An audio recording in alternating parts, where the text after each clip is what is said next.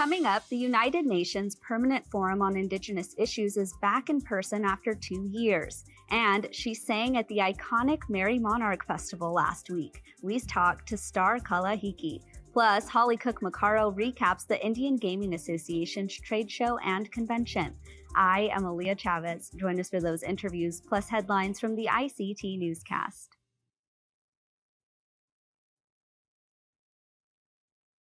The Walter Cronkite School of Journalism and Mass Communication at Arizona State University is honored to be a supporter of Indian Country Today. Working with award-winning professors, Cronkite students learn news reporting, social media, shooting and editing videos, and producing content for communications industries. Cronkite's 15 professional programs give students the opportunity to cover critical issues throughout the U.S. and beyond. Learn more at cronkite.asu.edu.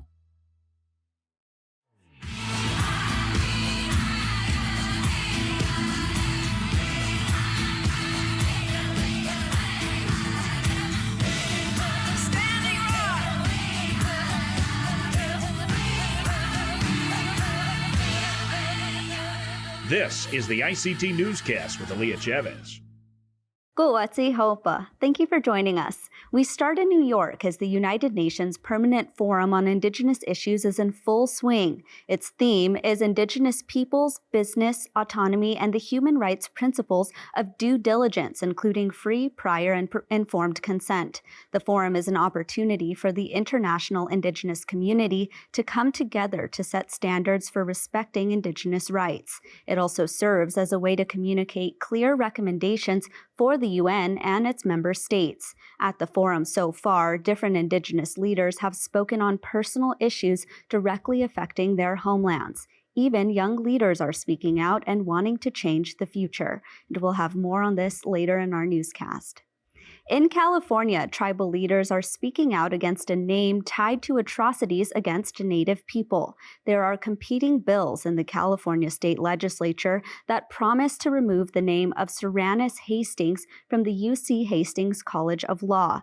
Both bills seek to address the role the San Francisco College's founder played in the genocide of the Yuki Nation. The original inhabitants of Round Valley were killed in a massacre spearheaded by Hastings. The bill introduced by Assemblymember James Ramos included consultation with Round Valley Tribal Council members and Yuki citizens. During a press conference yesterday, Assemblymember Ramos talked about why Indigenous voices need to be heard in this decision. For too long, the voice of the California Indian people have been left out of discussions and decisions that center around historical trauma and actions inflicted upon them during the state's history. AB 1936 ensures that the voice of the California Indian people are at the table to have their voices heard. Ramos's bill would also solidify other forms of reconciliation for the Round Valley Indian tribes in Mendocino County. Now to Oregon, where former WNBA star Shoni Schimmel has been charged with assault. Schimmel was arrested on April 15th. She made an initial appearance in federal court to plead not guilty. Schimmel is being charged with assault by strangulation of an intimate dating partner and assault resulting in substantial bodily injury. A federal indictment was unsealed regarding the assault charge. According to that document, Schimmel allegedly strangled her partner on the Umatilla Indian Reservation. Schimmel was released after her not guilty pleading. She will return to court on June 14th for a 2-day jury trial. If convicted, Schimmel faces a maximum sentence of 15 years in federal prison, as well as 3 years of supervised release and a $215,000 fine. Brazil's top samba schools performed on the last day of this year's Carnival parades in Rio de Janeiro and Sao Paulo. In Rio, one school honored people of color from science, religion, and literature. Performers carried pictures of former United States President Barack Obama and former South African President Nelson Mandela. Rio's Carnival officially began last week after authorities made the decision to postpone the event in February when COVID-19 cases skyrocketed. This year, the focus was on smaller, roaming street bands outside of the main Carnival attractions. One samba school member talked about what this year's celebrations mean to her. It's the time for us to put all the emotions out. I'm very grateful to be here meeting all of my friends again. Many from the old guard are not here anymore, also young ones. I lost a friend to COVID-19 who was 23. I'm here today for her, for my family, and for this association that is a family. The event ended with the final day of competitions where the top samba schools performed in a bid to become champions. A celebrated Indigenous visual artist is being honored in a very special way. The U.S. Postal Service is honoring the life and work of Ojibwe citizen George Morrison by using his art on stamps. 5 of the artist's landscapes paintings are included in the spring 2022 release. A painter and sculptor, he is known as the founder of Native American modernism. Morrison's signature within his landscapes feature vibrant colors and loosely drawn lines of abstract shapes and figures. The artist's son, Brian, spoke at the dedication ceremony, which is near his father's former home. I know my father loved his home here in Grand Portage and his heritage, and he was very proud of who he was. It is such an honor to him and his legacy that there is a George Morrison Forever stamp. And I would like to thank the United States Postal Service, the Grand Portage Tribal Council, the people of Grand Portage, and all the people that loved him. Make-wish. The first-class postage is being issued as forever stamps and are available for purchase. And those are the headlines for the ICT Newscast. Coming up, we are learning about the Merrie Monarch Festival in Hawaii. But first, an update from the United Nations Conference in New York. Stay with us.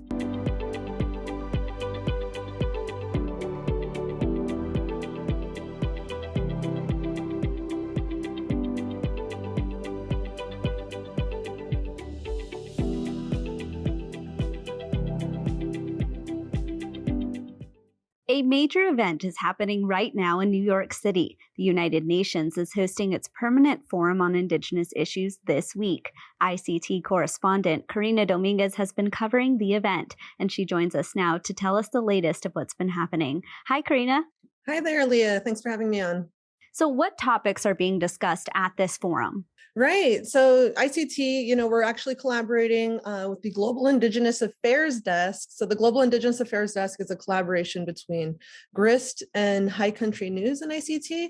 We're collaborating on our coverage. And so far what we're seeing, on Monday, we had the election of a new chairperson. So that is Dario Jose Mejia Montalvo. So he's Zenu from Colombia. So he was elected the new chairperson. He's overseeing this session right now. So far he's kind of mentioned how, this is the decade of the Indigenous language. So they wanted to really promote the revitalization of Indigenous languages because there's a lot at stake. If you lose a language, you lose an entire paradigm. So in his opening remarks, some of the bigger themes at this session are free, prior, and informed consent. So a lot of the themes, have to do with the extractive industry and human rights violations. But he took a moment to kind of remind everybody at the beginning about what was really at stake. He talks about the value systems, systems of governments, ways of coexisting with nature that are all tied to the language. Practicing these ancestral ways of being, are still current and relevant, was kind of what he was saying. And these sacred stories and visions underpin, our views. And he says that, all these animals and plants and insects, everything has a right to exist. So it's very poetic. It's very beautiful to hear, what a lot of these Indigenous leaders from around the world have to say.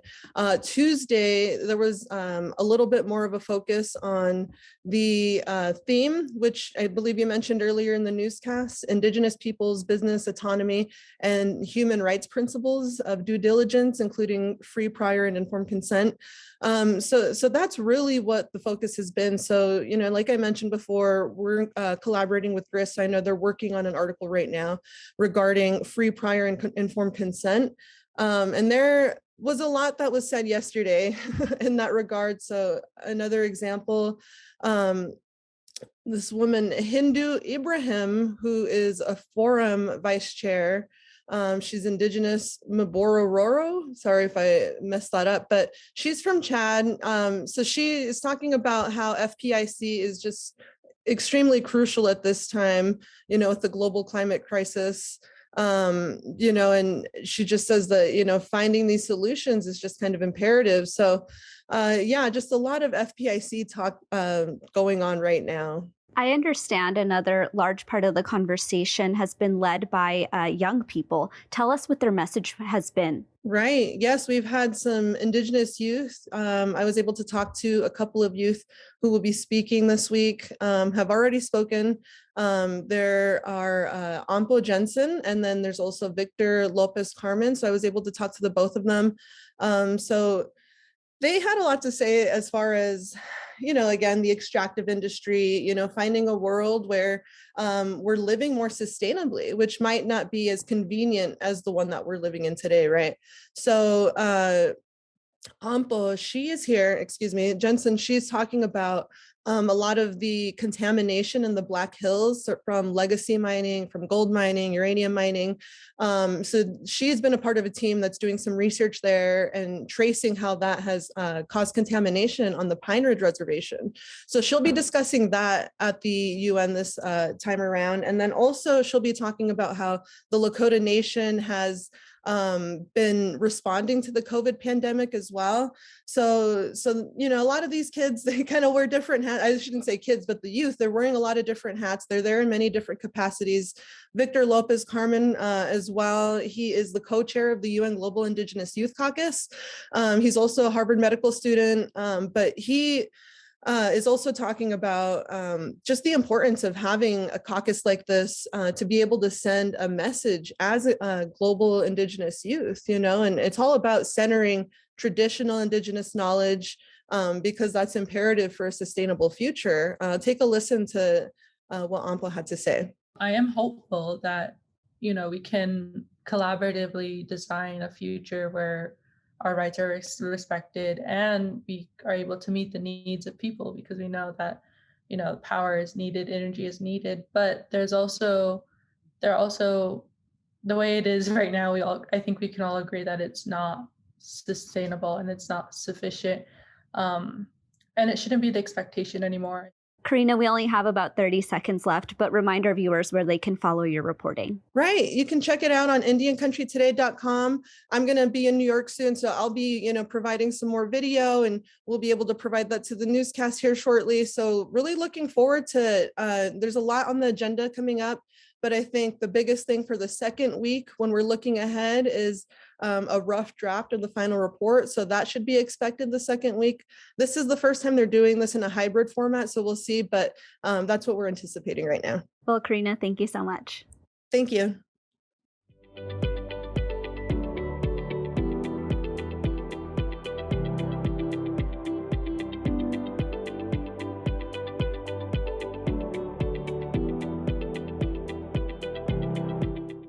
The iconic Merrie Monarch Festival took place on the Big Island of Hawaii last week. The festival was created in 1963 to perpetuate and preserve the art of hula and Hawaiian cultural ways. This year's Merrie Monarch was the first with spectators since the pandemic started. Star Kalahiki is a gifted Hawaiian singer who sang 2 songs for a halau or hula group. Star, thank you for being here. Let's just jump right in. For someone who's learning about Merrie Monarch for the first time, how do you characterize its significance to the Hawaiian community? Hawaii's last reigning monarch, Queen Liliuokalani, her phrase is onipa'a, which means to be steadfast. But if you break down the words in Hawaiian, it's like stir it up to make strong, stir to make solid. And so what I want to say about that is there's so many, because it's a competition, it is very intense energetically. And so then there's a very comprehensive engagement of gratitude for the culture, but then also an awareness of spiritual practice, because we really are engaging in telling the stories, singing the songs. And in Hawaiian, the word for music is mele, which is actually a poetic expression of time and space, a poetic expression composed by our ancestors in their time in the same space. So really there's an activation that happens. So the huge coming together of Merrie Monarch, and that it's projected on television and in such a huge way, and it affects so many of us, instills pride. We get to hear songs we haven't heard in a long time, or new compositions that's freshly happening. This year there were more new compositions offered than ever before. So that's also something that's shifting in the dynamic of what has been. But I will also say, in my personal observation, that there's legacy, right? And then there's in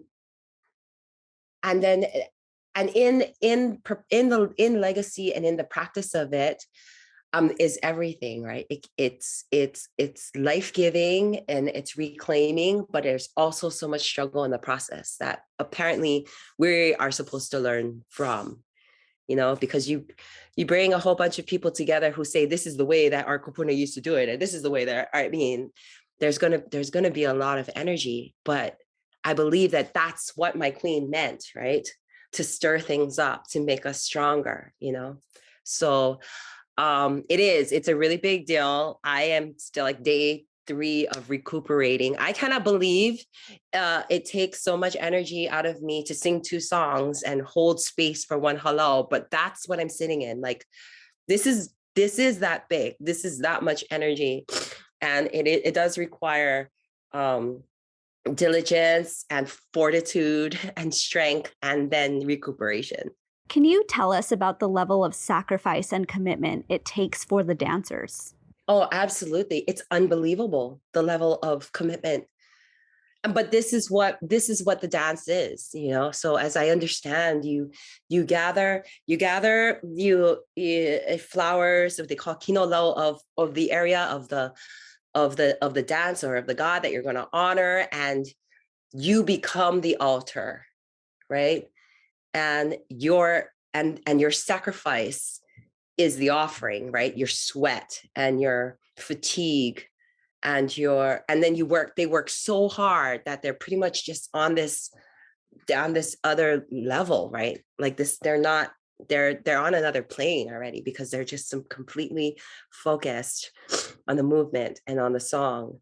And really there's no engagement. The hello is completely like completely isolated wherever they are, and they go and rehearse on the stage, or they go rehearse and then they compete, and it's just that. And I'm blown away by the level of commitment that's required to do that, to be one, because as a singer, it's a different experience. I have the freedom to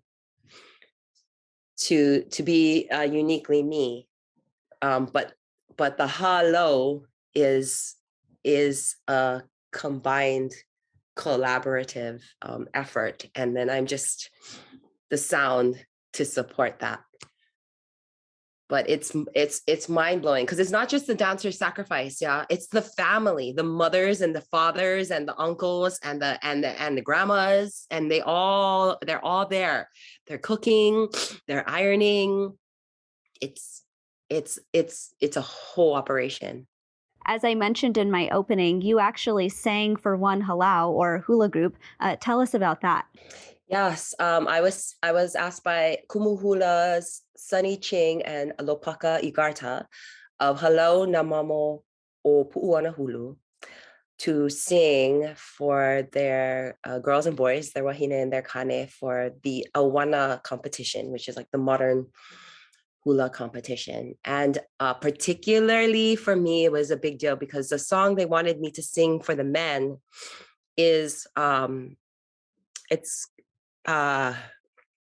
it's been kind of a rallying cry for, like, since we held the front line on Mauna Kea back in 2019.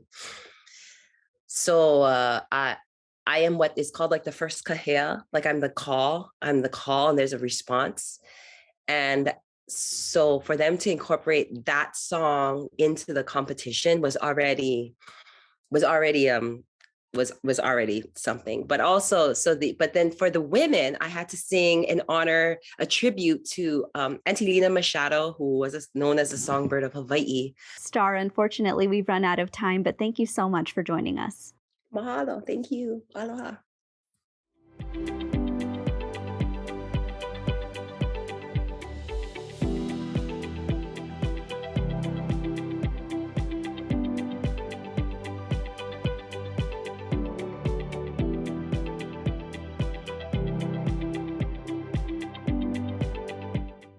The largest association for Indian gaming met last week. It was the annual Indian Gaming Trade Show and Convention hosted in Anaheim, California. The event serves as a place for industry executives to meet and members of the Indian Gaming Association to vote on key items. ICT's regular contributor Holly Cook-Macaro is back on our newscast after attending the event. Hi, Holly. Welcome back. Hi, Leah. It's good to see you. So the big news, of course, is that the association voted to change its name. Tell us what its new name is and why they changed it. The organization is now called the Indian Gaming Association, just a slight tweak in the name from the National Indian Gaming Association. And that process has been in the works. The conversation, I think, has been bubbling up for the last couple of years, and the board took it on last year and did some work and studying and clearing the path and putting some new names out there, and landed on Monday night, the board meeting. They changed it to the Indian Gaming Association. The initials of NIGA could be offensive if you did not know. They were offensive. I don't mean to say could be. They were offensive if you did not know what the organization was. There were employees of African-American descent and part of the community that worked there that were uncomfortable. And I think the tribal leadership of the Indian Gaming Association recognized that. And I think there's an important, we asked all of America to join us in and support the name change of things like the mascots, and had to teach them why those things were offensive. So I think it was a natural progression that the tribal leadership recognized that as well with the Indian Gaming Association. So that's good to know. The National Indian Gaming Association is now known as the Indian Gaming Association from here forward. I actually want to dive into more about the event. What was the atmosphere like, and how many people do you think were there? They had, I did check with folks. They had 6,500 pre-registered, and I believe a little over 8,000 that were in attendance at the event, which is, getting back up to the pre-pandemic numbers of, 8 to 10,000, which is around the average for an attendance. Last year, it felt a little bit like, everyone was very, kind of getting their sea legs back. This year, it felt back to IGA. There was just a lot of work getting done. The several panels on sports betting, as we discussed before, on a nationwide basis, several different states, sports betting proposals and or operations are very active. So there was that, and that continued while we were there. I heard from a tribal leader last week who said that IGA was hosted in Anaheim, and it helps that Disneyland was across the street. So I wonder if that played any role in anything. I want to talk about, which significant people were there. Tell us about that. There were a number of elected officials, most notably the highest Native American elected official in the United States, Lieutenant Governor Peggy Flanagan from the state of Minnesota, joined and was really very active in several of the events. And also longtime friend and advocate in the U.S. House, Congresswoman Betty McCollum, was there as well. She has a race on her hands. She shared information about the work that she's doing in the House, and also met with several folks in seeking support for her race. There were also candidates there. Ginger Sykes-Torres was there, and both spoke to the Assembly and at the chairman's reception. So they got to hear from her and her run for Arizona and CD1. And I also saw some photos that some really important members of the production of Rutherford Falls were there as well. Yes, that was very exciting. So Rutherford Falls is about to premiere again. Sierra Ornelas, the brilliant young woman who is the showrunner, first Native American showrunner in the industry, and the writer, and Ed Helms from the cast, and Ty. I have difficulty pronouncing his name, but he's a writer and actor on the show. So they were there and had really a terrific panel talking about the show, and a really impactful clip from there as well. There was also an honoring of Bird Running Water, who recently left the Sundance Film Institute after running the Indigenous film program there for 20 years. So that was a terrific opportunity to hear from him as well about his long career, and really laying the foundation for all that we're seeing right now in this kind of new era, new day for Native Americans in film. Before we leave you, Holly, I of course want to talk about the elections that took place. What were the major headlines there? There was only one contested race, and David Bean from the Puyallup tribe was running for not secretary, the vice president, I believe, and vice chair. And Gary Santos from the Tule River tribe of California challenged him. It was a close race. David Bean won, I believe, by 7 votes. So he will be the vice chair of the Indian Gaming Association. Well, Holly Cook-Macaro, thank you so much. Yes, thank you, Leah. And that's a slice of our Indigenous world. For more news, visit IndianCountryToday.com. From all of us in the newsroom, stay safe, my relatives. I am Aaliyah Chavez. Sometimes you got to take a stand just because you know you can. Oh, you got to run, you got to run.